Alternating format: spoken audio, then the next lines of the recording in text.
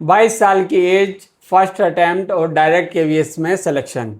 आज के पॉडकास्ट में हम जानेंगे कि हमारे गगन सर ने इंटरव्यू केवीएस का कैसे क्रैक किया और केवीएस के इंटरव्यू में एग्जैक्टली होता क्या है, किस तरह के क्वेश्चंस उसमें पूछे जाते हैं, पैनल किन किन चीज़ों को जज करता है और लास्ट में गगन सर हमें अपनी पर्सनल सीक्रेट टिप बताएंगे कि जिसे अप्लाई करके आप भी जो है इनकी तरह जल्दी से जल्दी टीचर बन सकते हैं। वीडियो को पूरा देखें क्योंकि लास्ट में गगन सर हमें बताएंगे अपनी पर्सनल सीक्रेट टिप जिसके द्वारा आप पहले ही अटेम्प्ट में केवीएस का इंटरव्यू क्रैक कर सकते हैं। नमस्कार गगन सर। नमस्ते सर।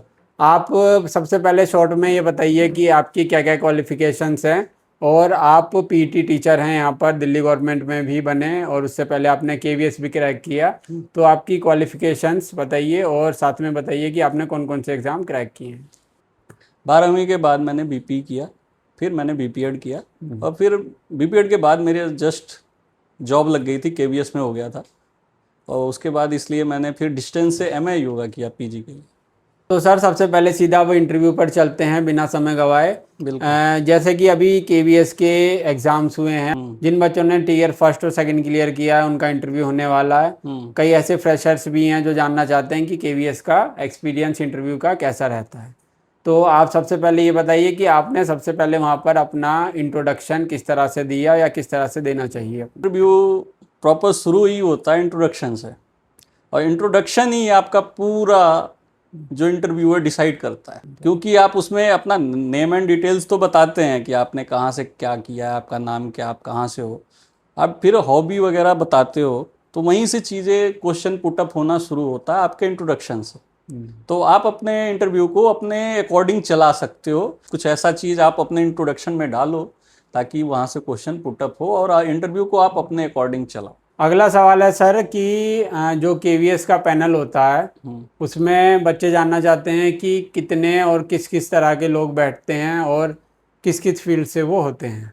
3 से 5 लोग होते हैं। मेरे पैनल में 5 लोग थे और उसमें सब्जेक्ट एक्सपर्ट हेड होता है, एक प्रिंसिपल होते हैं, एक सब्जेक्ट टीचर, एक दो होते हैं एक्सपर्ट, और साइकोलॉजिस्ट होता है और एक बिहेवियर ऑब्जर्व करता है, ऑब्जर्वर होता है। ओके ठीक है, ऐसे करके 5 लोग होते हैं जो आपसे कंटिन्यू क्वेश्चन, 2-3 लोग क्वेश्चन ही पूछते हैं, जो 1 या 2 लोग जो सब्जेक्ट एक्सपर्ट होते हैं, बाकी सिर्फ आपको ऑब्जर्व करते हैं, बाकी ऑब्जर्व करते हैं कि आपका कॉन्फिडेंट लेवल क्या है, कॉन्फिडेंस है कि नहीं है, आप कैसे कर सकते हो।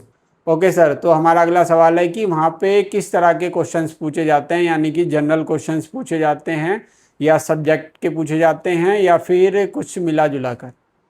देखिए, चीज़ें जैसा मुझे पता है, मुझसे जनरल क्वेश्चन पूछे गए थे जो टीचिंग लाइफ में होते हैं, कि चैलेंजेस जो होते हैं उससे रिलेटेड पूछा गया था, पर बहुत सारे पैनल्स में सब्जेक्ट रिलेटेड चीज़ें भी पूछी जाती हैं, नॉलेजेबल चीज़ें, ठीक है, सब्जेक्ट से रिलेटेड। मुझसे सिचुएशनल क्वेश्चन पूछे गए थे। तो सर अगला सवाल हम आपसे पूछेंगे कि कम से कम 2-3 क्वेश्चंस आप एक एग्जांपल के तौर पे बताइए हमारे व्यूअर्स को कि किस तरह के और कौन कौन से सवाल आपसे पूछे गए थे।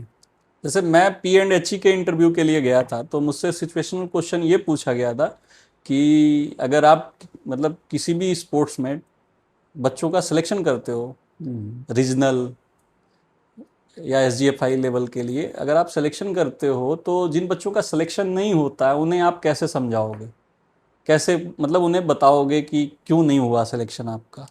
इसके अलावा सर दूसरा क्वेश्चन ये है कि अगर बच्चों को ट्रिप पे ले जानी है तो कैसे प्लान करोगे, क्या चीज़ें रहेगा, यही सारी चीज़ें हैं। मुझसे नॉलेज, मेरा जो स्पेशलाइजेशन है वो हैंडबॉल है, तो मुझसे थोड़ा हैंडबॉल, मेरे गेम से रिलेटेड नॉलेजेबल चीज़ें पूछी गई थी, यानी कि सब्जेक्ट से रिलेटेड भी और कुछ प्रैक्टिकल नॉलेज भी।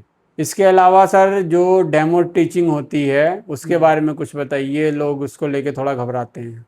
डेमो टीचिंग, अब as a physical education teacher जैसे मैं गया था तो मुझसे कोई डेमो टीचिंग नहीं करवाई गई थी। पर मेरे से आगे या 1-2, जब मैं बाहर बैठा हुआ था डरा हुआ, तो अंदर से आवाज़ आ रही थी कमांड देने की, अटेंशन, स्टैनिटीज या मार्च पास्ट का, लेफ्ट टर्न, राइट टर्न।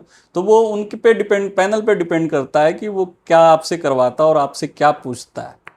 और जनरली जो सब्जेक्ट्स होते हैं वहाँ पे पढ़वा के दिखवाया जाता है किताबें। बिल्कुल, जैसा मुझे अपने दोस्तों से पता चला कि दिखवाते। ओके, और थोड़ा सा ड्रेसिंग सेंस के बारे में बता दीजिए कि ड्रेसिंग सेंस कैसा होना चाहिए वहाँ पर। ड्रेसिंग सेंस फॉर्मल होना चाहिए, प्रॉपर स्मार्ट बन के जाना है। और आप क्योंकि वहाँ आप दिखते हो सामने जब एज हम अ टीचर। हाँ, और जैसे हम रिटेन देते हैं तो वहाँ हमें देखता नहीं है जो कॉपी चेकिंग, यहाँ आपको देखता है, ऑब्जर्व करते हैं लोग, तो आदमी का इंप्रेशन जो होता है सामने से आपको अच्छा लगना जरूरी है। और फॉर्मल कपड़े में आप सबसे ज़्यादा स्मार्ट लगेंगे इंटरव्यू के लिए, तो जरूरी है। तो सर लास्ट में हम ये पूछेंगे कि जो अभी नए फ्रेशर से इंटरव्यू देने जा रहे हैं, तो उनके लिए कोई अपनी पर्सनल टिप आप कुछ बताइए, 2-3 टिप्स, जिससे कि उनका इंटरव्यू बढ़िया जाए और उनके अच्छे से अच्छे नंबर आ सके। पहला टिप तो यही है सर, मैं पहले भी बता चुका हूँ कि इंटरव्यू में कुछ पॉइंट ऐसे रखो थोड़े अलग से, ताकि उससे क्वेश्चन पुटअप हो, उनका ध्यान जाए, जो अपने फेवर हाँ हाँ हाँ इंटरव्यूअर का ध्यान जाए कि वो इसने ये पॉइंट रखा हुआ अपने इंट्रोडक्शन में, तो उससे रिलेटेड वो आपसे क्वेश्चन जरूर पूछे और आप उससे रिलेटेड तैयारी करके जाओ। और इसके अलावा सर दूसरा टिप है, कॉन्फिडेंट रहना जरूरी है। किसी भी क्वेश्चन का आप आंसर दो तो प्रॉपर कॉन्फिडेंस से दो, आई कांटेक्ट के साथ दो, फेस पे थोड़ी सी हल्की स्माइल होनी चाहिए जिससे आपका कॉन्फिडेंस झलकता है। और तीसरा ये है कि आपको कम से कम केवीएस कल्चर के बारे में जानना जरूरी है, और खासकर वो जो केबी से कभी ना कभी जुड़े हुए हैं, एज अ गेस्ट टीचर काम किया है या एज अ स्टूडेंट रहे हैं, तो अपने बायोडाटा में ज़रूर मेंशन कर दें कि आई वॉज इन केवी और मैं केबियन हूँ, और इससे प्रेफरेंस मिलता है। और जो नहीं जुड़े हुए हैं वो अपने को ये लिखते मेंशन करें कि आई नो केवी कल्चर। आप केवी के बारे में उसके बारे में थोड़ा पढ़ लें, हाँ थोड़ा केवी कल्चर के बारे में थोड़ा पढ़ लें, प्रेयर वगैरह या जो भी है, हाउसेज जो चलते हैं, डिटेल्स। और साथ में ही सर की जो पर्सनल बुक लिस्ट है वो भी इसमें आपको प्रोवाइड करवा दी जाएगी। तो धन्यवाद सर बच्चों को गाइड करने के लिए। उम्मीद है वो भी इससे कुछ लाभ उठा पाएंगे और अपने फर्स्ट अटेम्प्ट में केवीएस क्लियर कर पाएंगे। Thank you.